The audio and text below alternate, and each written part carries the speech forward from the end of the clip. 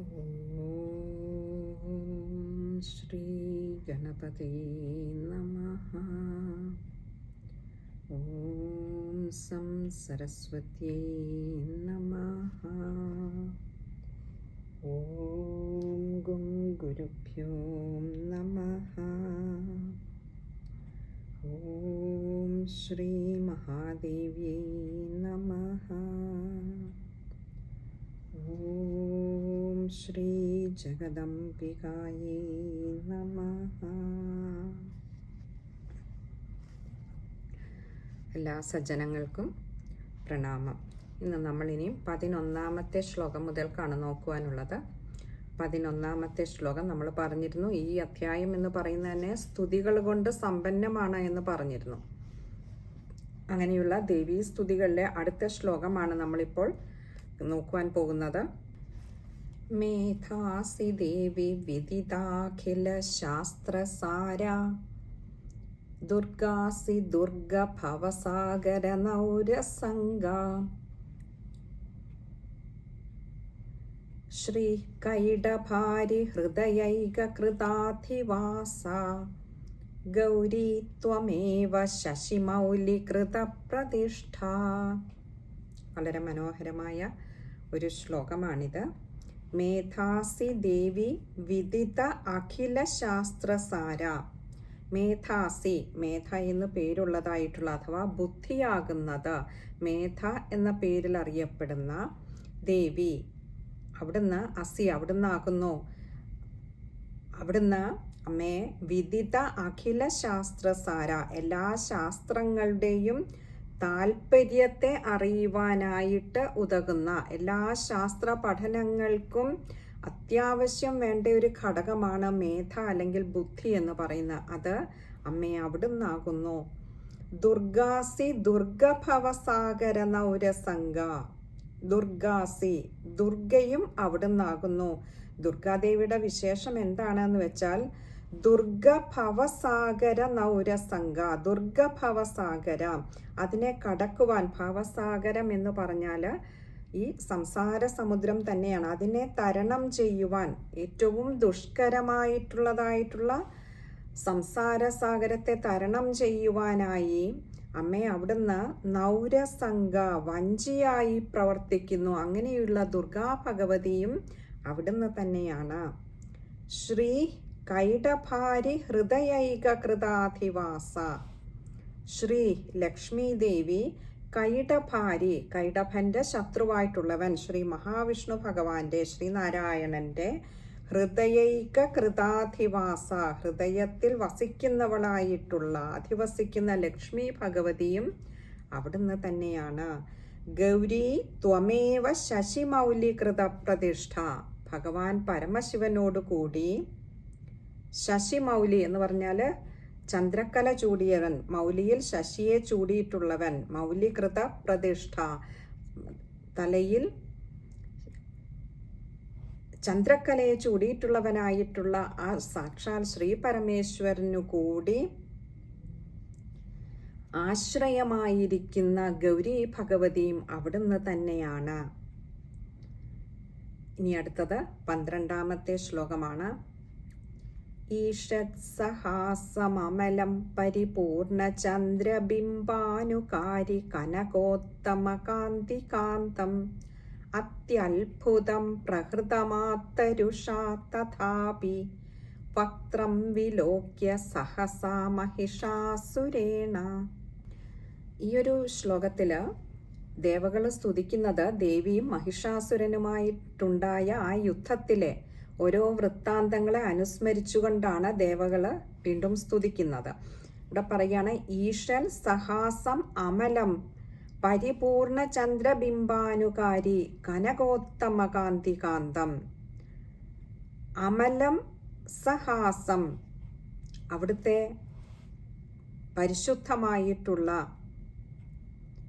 ആ പുഞ്ചിരി, ആ മുഖാരവിന്ദം നോക്കിയിട്ട് മഹിഷാസുരൻ ആയുധപ്രയോഗം ചെയ്തത് അത്യത്ഭുതമായി പോയി എന്ന് പറയുകയാണ് ഇവിടെ.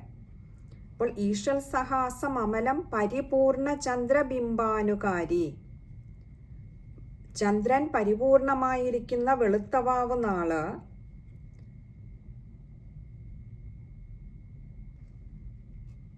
സകല കലകൾക്കും ഇരിപ്പിടമായിട്ടുള്ള അമ്മയുടെ ഭഗവതിയുടെ മുഖത്തെ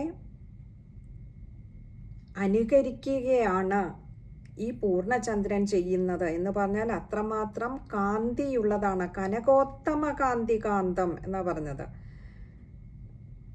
അമ്മയുടെ ആ ഒരു പരിശുദ്ധമായ തങ്കം കൊണ്ട് ചമച്ച ഒരു കനകകാന്തി, അത്രമാത്രം ശോഭയാർന്ന സ്വർണവർണ്ണമാർന്ന കാന്തിയെ അനുസ്മരിപ്പിക്കുന്നതാണ്. അതിനെ ഒന്ന് അനുകരിക്കുകയാണ് വെളുത്തവാവ് നാള് പൂർണ്ണചന്ദ്രൻ ചെയ്യുന്നത്. അത്യത്ഭുതം പ്രകൃതമാത്തരുഷ തഥാപി വക്രം വിലോക്യ സഹസാ മഹിഷാസുരേണ. അത്യത്ഭുതം, അമ്മയുടെ ആ സൗന്ദര്യം, അമ്മയുടെ ആ കാന്തി എന്ന് പറയുന്നത് അത് അത്യത്ഭുതം തന്നെയാണ്. അതുകൊണ്ട് തന്നെ അവിടെ നടന്നതും അത്യത്ഭുതമായ കാര്യമാണ്. പ്രകൃതം ആത്തരുഷ തഥാപി, ആത്തരുഷ വർദ്ധിച്ച കോപത്തോടുകൂടി ആയിരുന്നിട്ട് പോലും വക്രം വിലോക്യ സഹസ മഹിഷാസുരേണ, അമ്മയുടെ ആ ഒരു സുന്ദരമായ ആ വദനാരവിന്ദം കണ്ടിട്ട് ദേവിയെ നോക്കി അത്യത്ഭുതമായ കോപത്തോട് മഹിഷാസുരൻ വന്നുവെന്നത് ഓർത്താൽ തന്നെ, എന്ന് തന്നെയല്ല അങ്ങനെയുള്ള ആ ഭഗവതിയോട് ആയുധപ്രയോഗം ചെയ്തു എന്നുള്ളത് തന്നെയും അത്യത്ഭുതമാണ്. കാരണം അമ്മയുടെ ആ മുഖത്ത് നോക്കിയാൽ സാക്ഷാൽ പൂർണ്ണചന്ദ്രൻ പോലും മയങ്ങിപ്പോകുന്ന അവസ്ഥയിൽ മഹിഷാസുരൻ എങ്ങനെയാണ് ഭഗവതിയുടെ മുഖത്ത് നോക്കിയിട്ട് കോപിച്ചത്, കോപം വർദ്ധിച്ചത്, ആയുധപ്രയോഗം നടത്തിയത് എല്ലാം അമ്മയെ ഓർക്കുമ്പോൾ അത്യത്ഭുതമാകുന്നു അന്ന് ആ യുദ്ധാങ്കണത്തിൽ നടന്നത് എന്ന് പറയുകയാണ്. അടുത്തത് 13ാമത്തെ ശ്ലോകമാണ്. ദൃഷ്ട്വാപി ദേവി വദനം ഭ്രുകുടീകരാളമുദ്യച്ഛാംഗസദൃശച്ഛവിയന്ന സദ്യ പ്രാണാൻമുമോജ മഹിഷസ്തദീവ ചിത്രം കൈർജീവ്യതേംബ കുപിതാന്തകദർശനേന. ദൃഷ്ട്വാപി ദേവി, ഇവിടെ പാഠഭേദം കാണാം. ദൃഷ്ട്വാത്തു ദേവി ഇങ്ങനെയും കാണാം. ഈ ശ്ലോകവും നമ്മൾ പറഞ്ഞിരുന്നു ആ മഹിഷാസുര യുദ്ധവുമായി ബന്ധപ്പെടുത്തിയാണ് ഇനിയുള്ള ശ്ലോകങ്ങൾ അമ്മ ഇങ്ങനെ സ്തുതിക്കുന്നത് എന്ന് കഴിഞ്ഞ ശ്ലോകത്തിൽ നമ്മൾ പറഞ്ഞിരുന്നു. അപ്പോൾ പറയാ ദൃഷ്ട്വാപി ദേവി, ദേവിയെ കണ്ടിട്ടും, അല്ലെങ്കിൽ ദൃഷ്ട്വാത്തു ദേവി, ദേവിയെ കണ്ടിട്ടാകട്ടെ, വദനം ഭ്രുകുടീകരാള മുദ്യച്ഛാംഗ സദൃശച്ഛവി, വദനം ഭ്രുകുടീകരാള മുദ്യ ശശാങ്ക സദൃശച്ഛവി, അതായത് ശശാങ്ക സദൃശച്ഛവി, ചന്ദ്രനെ ജയിക്കുന്ന അല്ലെങ്കിൽ ചന്ദ്രന് തുല്യമായിട്ടുള്ള ശോഭയോട് കൂടിയ വദനം ദൃഷ്ട്വ, അമ്മയുടെ ആ മുഖത്തെ കണ്ടിട്ട്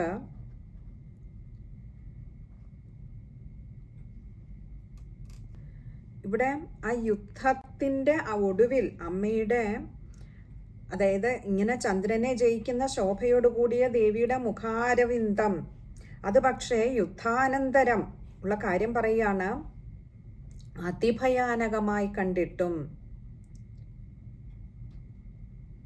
ഭ്രുകുടീകരാളം ഒക്കെ, അതായത് പുരികക്കൊടികളൊക്കെ അങ്ങനെ ഉയർന്ന കോപത്താൽ ജ്വലിച്ചു നിന്നിരുന്ന അമ്മയുടെ ആ കോപത്തിന് കാവലാളായി നിൽക്കുകയാണോ എന്ന് തോന്നുന്ന വിധത്തിൽ പുരികക്കൊടികളൊക്കെ വളഞ്ഞ് അത് പരിചയ്ക്ക് തുല്യമായി നിന്നിരുന്ന ആ സമയത്ത് അമ്മയുടെ മുഖം കണ്ടിട്ട്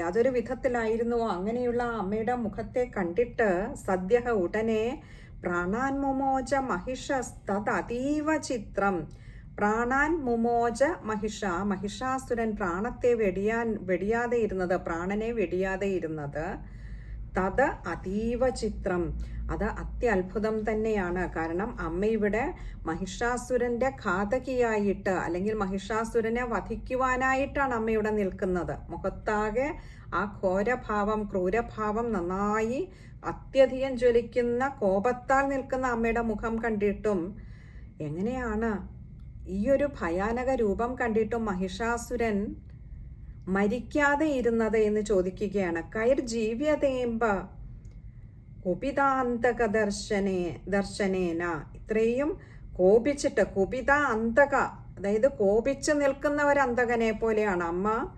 അതായത് സാധാരണ ധർമ്മദേവന്റെ കിങ്കരന്മാരൊക്കെ വരുന്ന അവരുടെ കർമ്മം നിർവഹിക്കുവാൻ വേണ്ടിയിട്ടാണ്. ഇവിടെ അമ്മയാകട്ടെ അവർക്ക് ഇപ്പൊ ഈ ധർമ്മദേവന്റെ കിങ്കരന്മാർക്കൊന്നും തന്നെയും വരുന്ന വ്യക്തികളോടൊരു കോപമോ വൈരാഗ്യഭാവമോ ഇല്ല, അവരുടെ കർമ്മം അവർ ചെയ്യുകയാണ്. ദേവിക്കാകട്ടെ ഈ മഹിഷാസുരനോട് അത്യധികം കോപിച്ചാണ് വരുന്നത്.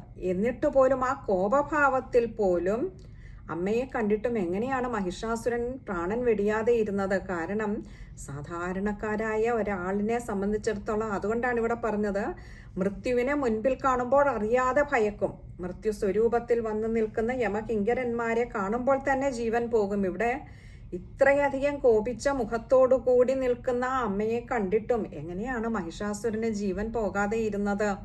അത്യത്ഭുതം തന്നെയാണ്.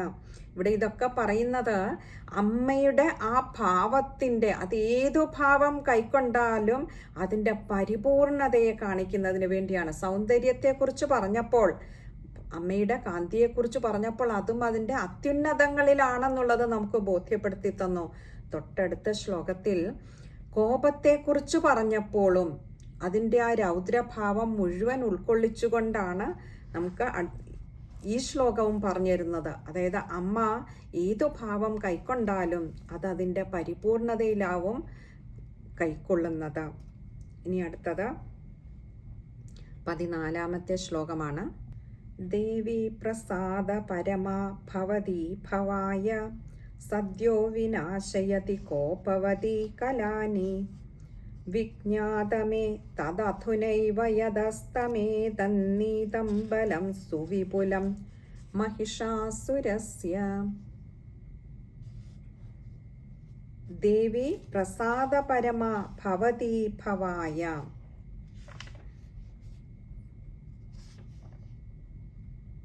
അതായത് ദേവി ഭഗവതി പ്രസാദവതിയായാൽ, പ്രസാദിച്ചാൽ, പ്രസാദ പരമാ ഭവതി ഭവായ, ദേവി തൻ്റെ ഭക്തന്മാർക്ക് മുൻപിൽ പ്രസാദിക്കുമ്പോൾ, അതും അതിൻ്റെ പരമ എന്നാണ് പറഞ്ഞത്, അതും അതിൻ്റെ ഉത്തുംഗഭാവത്തിലാണ് ദേവി പ്രസാദിക്കുന്നത്. സദ്യോ വിനാശയതി കോപവതി കലാനി.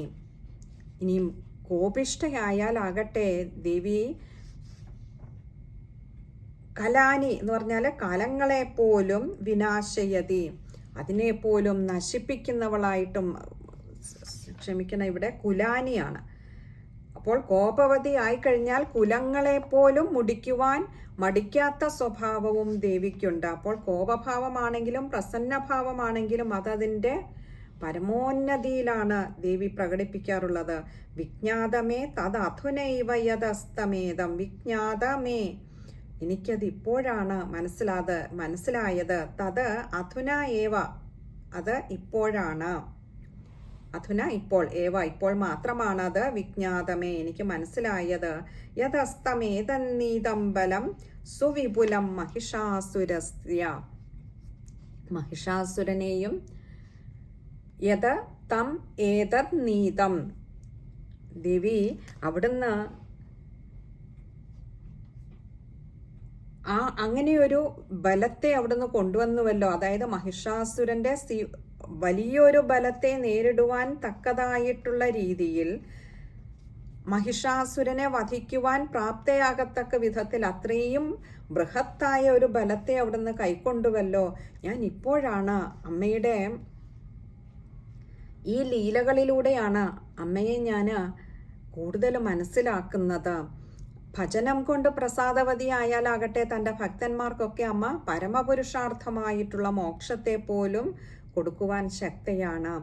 എന്നാൽ കോപിഷ്ഠയായാൽ ദേവി പെട്ടെന്ന് കുലങ്ങളെപ്പോലും മുടിക്കുവാൻ തക്ക ശേഷിയുള്ളവളാകുന്നു.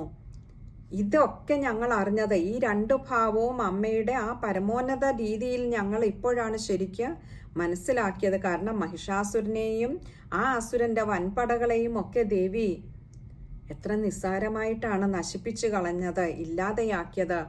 അപ്പോൾ ഭക്തന്മാർക്ക് പ്രസാദവതിയായിട്ടുള്ള ദേവിയാണെങ്കിൽ, സർവ്വ ഐശ്വര്യങ്ങളെയും പ്രദാനം ചെയ്യുന്ന ദേവിയാണെങ്കിൽ, ദേവിയോട് ഏറ്റുമുട്ടുന്ന അസുരന്മാർക്കാകട്ടെ ഉന്മൂലനാശിനിയായും ഭവിക്കുന്നു.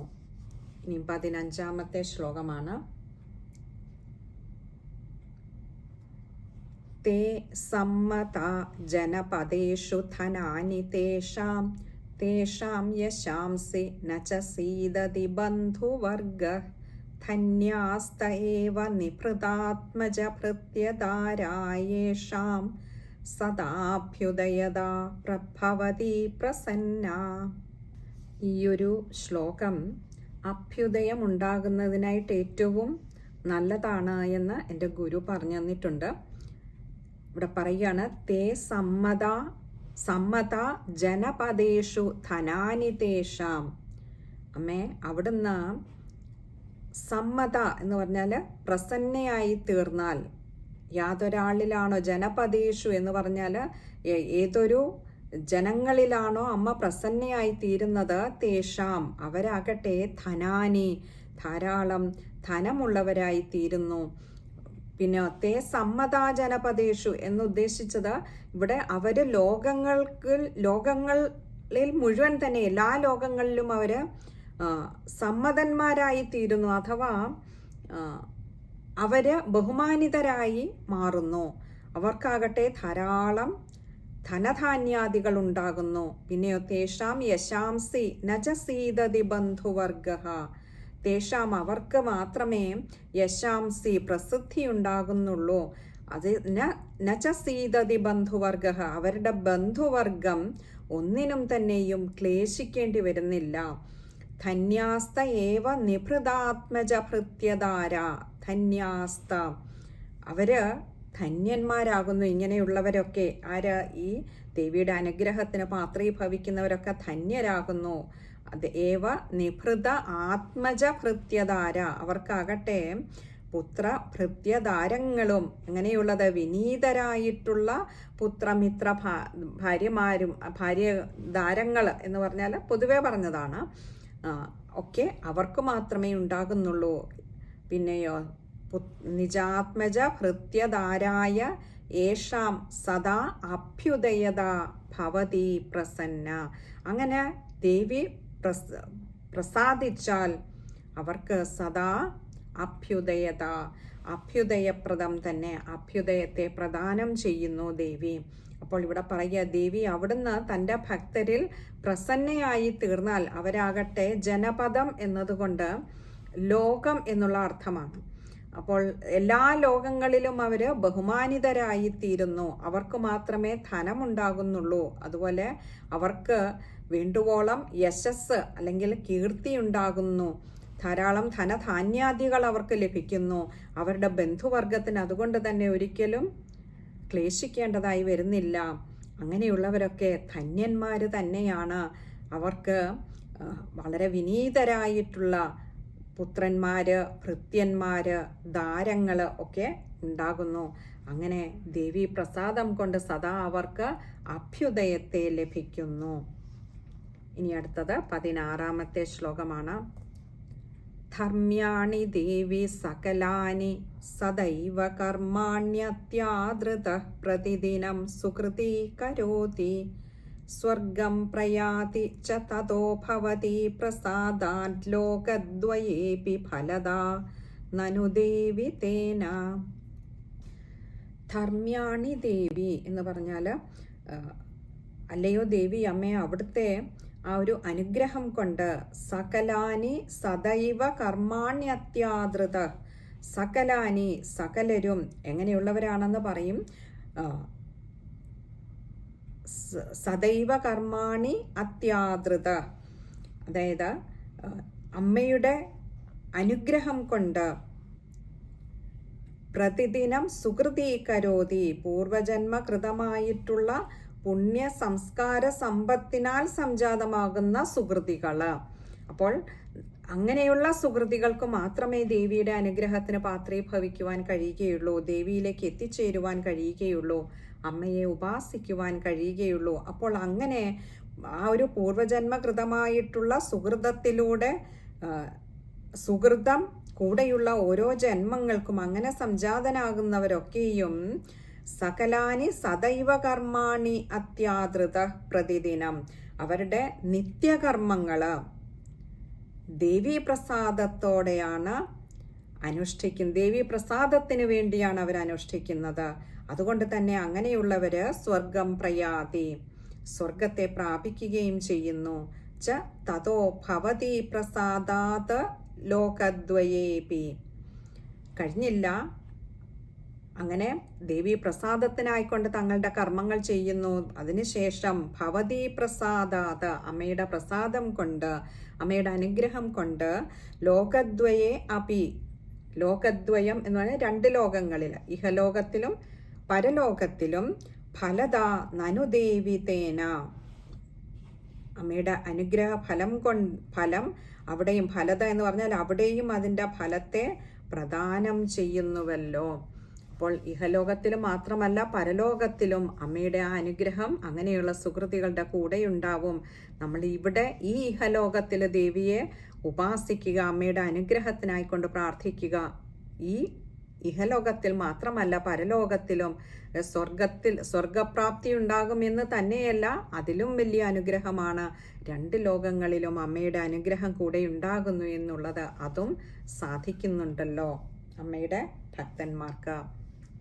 ഇനി 17ാമത്തെ ശ്ലോകമാണ്.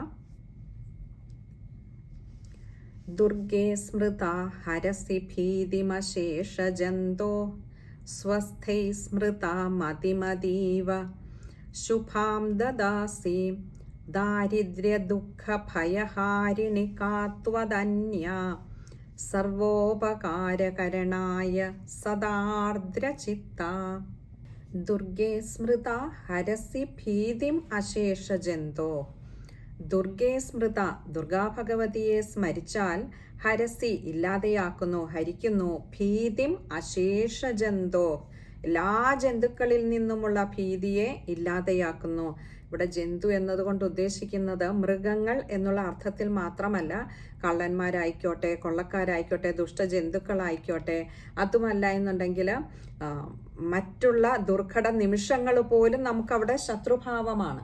അപ്പോൾ അവരൊക്കെയും അങ്ങനെയുള്ള എല്ലാ ജന്തുക്കളിൽ നിന്നും നമുക്ക്, അതായത് അങ്ങനെയുള്ള ഒരു സന്ദർഭത്തിൽ നിൽക്കുമ്പോൾ പോലും അമ്മയെ സ്മരിച്ചാൽ അമ്മയുടെ ഭക്തരെ അവിടുന്ന് എല്ലാ ഭയങ്ങളും നീക്കി രക്ഷിക്കുന്നു. സ്വസ്ഥൈ സ്മൃത മതിം അതീവ ശുഭാം ദദാസി, അതായത് സ്വസ്ഥൈ സ്മൃത, യാതൊരു ഫലാകാംക്ഷയും കൂടാതെ പൂർണ്ണമായ അർപ്പണ ബുദ്ധിയോടുകൂടി അമ്മയെ സ്മരിച്ചാൽ മതിം അതീവ ശുഭാം ദദാസി, മതി എന്നാൽ ബുദ്ധി. അപ്പോൾ അങ്ങനെ പരിപൂർണമായും അമ്മയിലെ ഒരു സമർപ്പണ ബുദ്ധിയോടുകൂടി, വിമലമായ മനസ്സോടുകൂടി, അഥവാ തിരിച്ചൊന്നും പ്രതീക്ഷിക്കാതെ ഫലാകാംക്ഷയില്ലാതെ അമ്മയെ സ്മരിച്ചാൽ അതീവ ശുഭാം ദദാസി, ഏറ്റവും ശുഭമായ ഒന്നിനെ തന്നെ അഥവാ മോക്ഷത്തിനെ തന്നെ അമ്മ പ്രദാനം ചെയ്യുന്നു.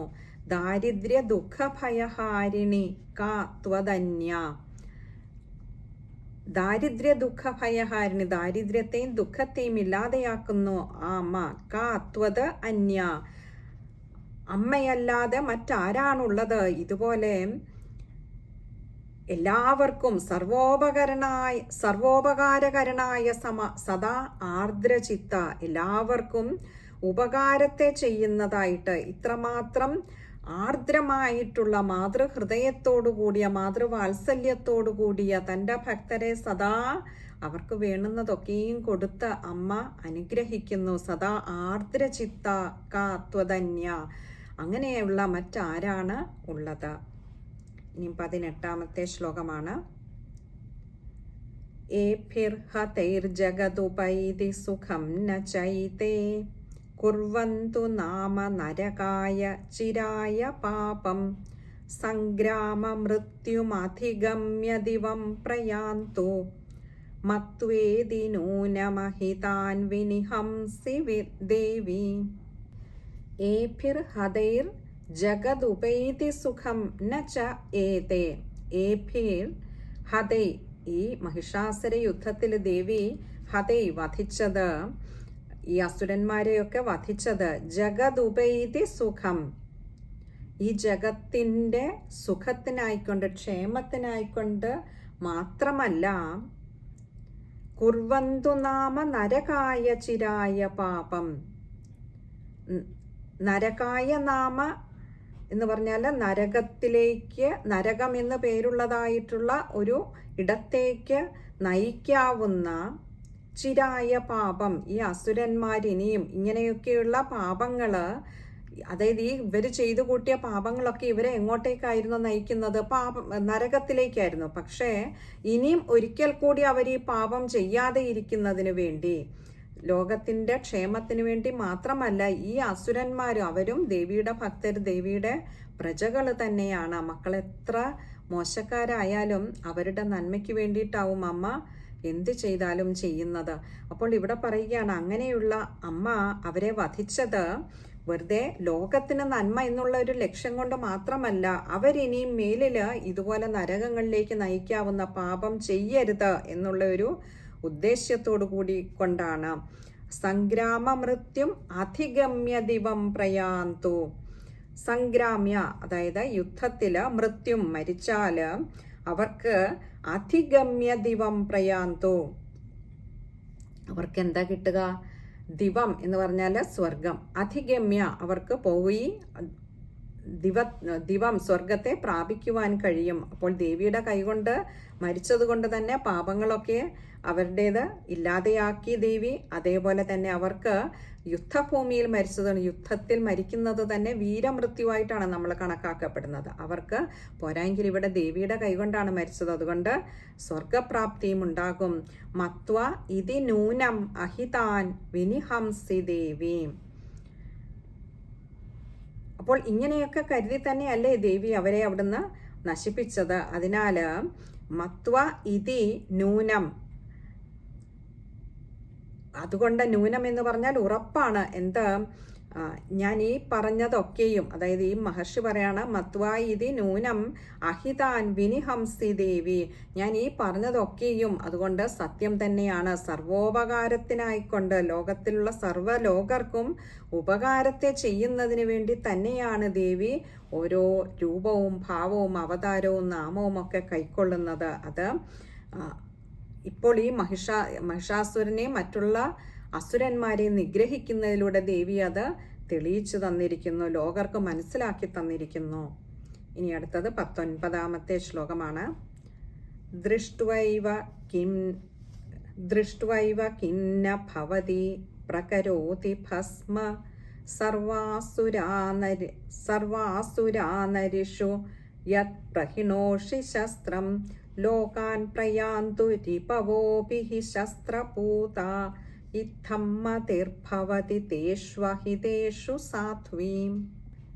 ദൃഷ്ട്വാ ഏവ, ദേവി നമ്മൾ അപ്പം അവിടെ പറയുകയാണ്, അമ്മയുടെ ഒന്ന് ദൃഷ്ട്വായവ, ഒന്ന് കടാക്ഷിച്ചാൽ മാത്രം തന്നെ കൊണ്ട് പ്രകരോതി ഭസ്മമാകുമായിരുന്ന ഈ മഹിഷാസുരനും മറ്റുള്ള അസുരന്മാരുമൊക്കെ സർവ അസുരാനരിഷു യത് പ്രഹിണോഷി ശസ്ത്രം, അതായത് ഈ അസുരന്മാരെ ഒക്കെയും സർവ്വ അസുരന്മാരെയും അവിടുന്ന് ദേവി അവിടുത്തെ ഒരു കടാക്ഷം കൊണ്ട് തന്നെ, ഒരു നോട്ടം കൊണ്ട് തന്നെ ഭസ്മീകരിക്കാമായിരുന്നു. പക്ഷെ അവിടുന്ന് പ്രഹിണോഷി ശസ്ത്രം, ആയുധം ഏൽപ്പിച്ചാണല്ലോ അവിടുന്ന് കൊന്നു കളഞ്ഞത്.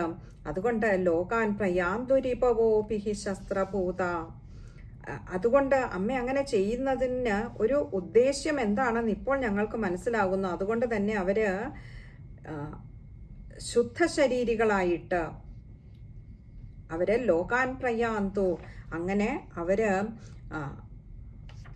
നല്ല ലോകത്തെ എന്ന് പറഞ്ഞാൽ സ്വർലോകത്തെ അവർ സ്വർഗത്തെ പ്രാപിക്കും എന്നുള്ളത് നന്നായി അറിയാവുന്നത് കൊണ്ടല്ലേ അമ്മേ അവിടുന്ന് രിപവോപി ശത്രുക്കളായിരുന്നിട്ട് പോലും അവിടുന്ന് ശസ്ത്രം കൊണ്ട് ശുദ്ധീകരിച്ച് പൂതമാക്കിയത് എന്ന് ശുദ്ധീകരിക്കുകയായിരുന്നില്ലേ ചെയ്തത്. ഇത്തം മതിർഭവതി തേഷു അഹിതേഷു സാധ്വി. ഇത്തം മതിർ, ഇങ്ങനെയുള്ള ഒരു ബുദ്ധി, ഒരു സച്ചിന്ത ഭവതി അമ്മയ്ക്ക് ഉണ്ടാകുന്നത് ഇവിടെ തേഷു അഹിതേഷു സാധ്വി.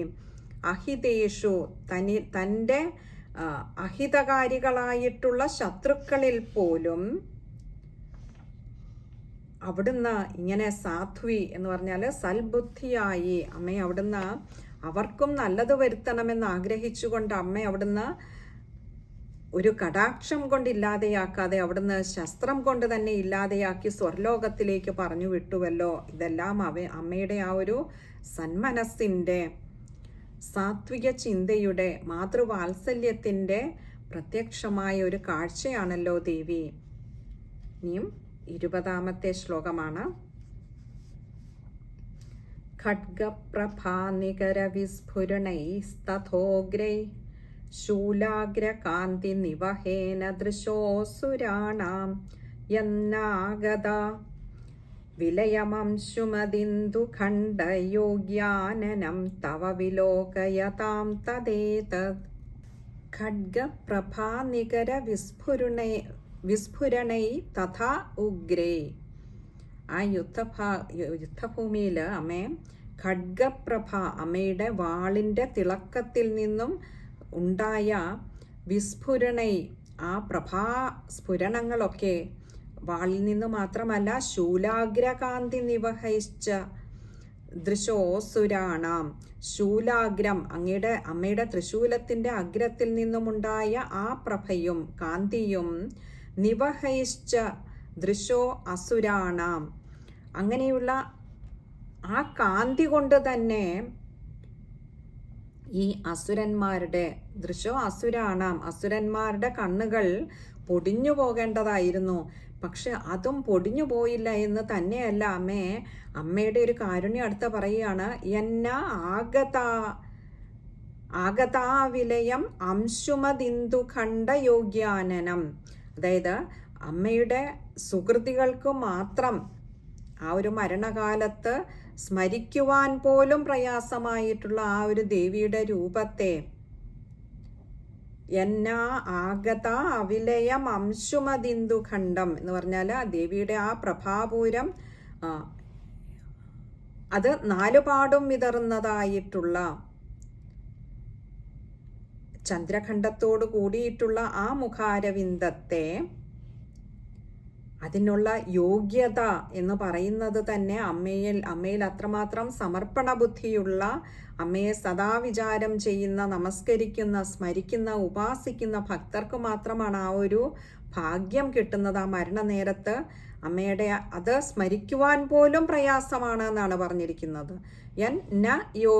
അത് യോഗ്യാനനം, അവിടെ കിട്ടാൻ പോലും പ്രയാസമായിട്ടുള്ള, സ്മരിക്കുവാൻ പോലും പ്രയാസമായിട്ടുള്ള ആ മുഖാരവിന്ദത്തെ തവ വിലോകയതാം തത് ഏതത്, അങ്ങനെയുള്ള ആ മുഖാരവിന്ദത്തെ തത് ഏതത്, യാതൊന്നിനെ കണ്ടുകൊണ്ടാണോ സുഹൃതികൾക്ക് അല്ലെങ്കിൽ സ്മരിക്കുവാൻ പോലും പ്രയാസം തോന്നുന്നത്, അങ്ങനെയുള്ള ആ മുഖകാന്തി തുളുമ്പി നിൽക്കുന്ന ആ തിരുമുഖത്തെ കണ്ടുകൊണ്ട് ജീവൻ വെടിയുവാൻ ഈ അസുരന്മാർക്ക് അസുരന്മാരോട് അമ്മ കാണിച്ച ആ കാരുണ്യാതിരേകം, അതുകൊണ്ടാണല്ലോ അവർക്ക് ആ ഭാഗ്യത്തെ കിട്ടിയത്. അമ്മയുടെ ആ പ്രസന്ന മുഖത്തെ കണ്ടുകൊണ്ട്, പ്രസന്ന വദനത്തെ നിറയെ നുകർന്നുകൊണ്ട്, ആ കാന്തി നുകർന്നുകൊണ്ട് അവർക്ക് ജീവൻ വെടിയുവാനുള്ള ഒരു ഭാഗ്യം സിദ്ധിച്ചത്. അതും അമ്മയുടെ ഒരു കാരുണ്യവർഷമായിരുന്നുവല്ലോ എന്ന് പറയുകയാണ്.